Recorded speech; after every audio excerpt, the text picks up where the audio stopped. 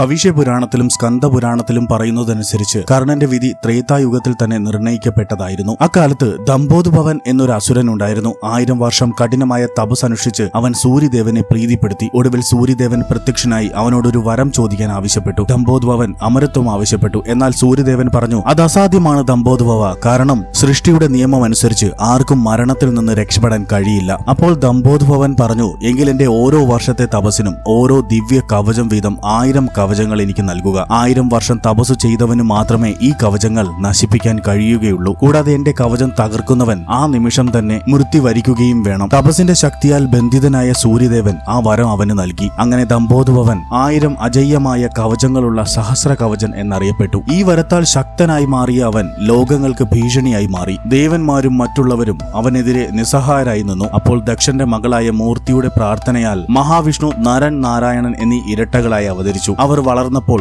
നരൻ സഹസ്ര കവചനെ യുദ്ധത്തിന് വെല്ലുവിളിച്ചു. അതേസമയം നാരായണൻ ധ്യാനത്തിലായിരുന്നു. യുദ്ധം കഠിനമായിരുന്നു. 1000 വർഷത്തെ തപസ്സിൽ ശക്തി നേടിയ നരൻ ഒരു കവചം തകർത്തു. എന്നാൽ വിധി പ്രകാരം അതേ നിമിഷം അവൻ മരിച്ചു വീണു. നാരായണൻ തന്റെ തപസ്സു ശക്തിയാൽ മൃത്യു സഞ്ജീവനി മന്ത്രം ഉപയോഗിച്ച് നരനെ പുനർജീവിപ്പിച്ചു. തുടർന്ന് അവരുടെ വേഷങ്ങൾ മാറി നാരായണൻ അസുരനുമായി യുദ്ധം ചെയ്തു. നരൻ തപസ് അനുഷ്ഠിച്ചു. വീണ്ടും ഒരു കവചം തകർക്കുകയും ഒരാൾ മൃത്യു വരിക്കുകയും ചെയ്തു. മറ്റേയാൾ അവനെ പുനർജീവിപ്പിച്ചു. ഈ ചക്രം 999 കവചങ്ങൾ നശിക്കുന്നതുവരെ തുടർന്നു. അവസാനം ഒരൊറ്റ കവചം മാത്രം ശേഷിച്ചു. ഭയന്നുപോയ സഹസ്ര കവചൻ തനിക്ക് വരം നൽകിയ സൂര്യദേവന്റെ അടുത്തേക്ക് അഭയം തേടി ഓടി. നരനും നാരായണനും അവനെ പിന്തുടർന്നെത്തിയപ്പോൾ സൂര്യദേവൻ പറഞ്ഞു, എന്റെ സംരക്ഷണം തേടിയെത്തിയവനെ എനിക്ക് ഉപേക്ഷിക്കാൻ കഴിയുകയില്ല. ആ നിമിഷം നരനും നാരായണനും പറഞ്ഞു, സൂര്യദേവ, അങ്ങയുടെ വരം കാരണം ഞങ്ങൾ 999 തവണ മരണവും പുനർജന്മവും സഹിക്കേണ്ടി വന്നു. അങ്ങയുടെ സംരക്ഷണം ഉള്ളപ്പോൾ ഞങ്ങൾക്ക് അവനെ ഇപ്പോൾ വധിക്കാൻ കഴിയുകയില്ല. എന്നാൽ ഞങ്ങളുടെ ശാപം കേൾക്കുക. ഈ അസുരൻ അങ്ങയുടെ തേജസ്സിൽ നിന്ന് വീണ്ടും ജനിക്കും. ആ ജീവിതത്തിൽ അവൻ തീർച്ചയായും ഞങ്ങളുടെ കൈകളാൽ നശിക്കും. അങ്ങനെ ദ്വാപരയുഗത്തിൽ സഹസ്ര കവചൻ സൂര്യദേവന്റെ ഊർജത്തിൽ നിന്ന് കർണനായി പുനർജനിച്ചു. അപ്പോൾ നരനും നാരായണനും